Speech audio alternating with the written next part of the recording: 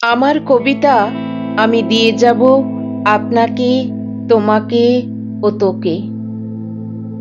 কবিতা কি কেবল শব্দের মেলা, সঙ্গীতের লীলা?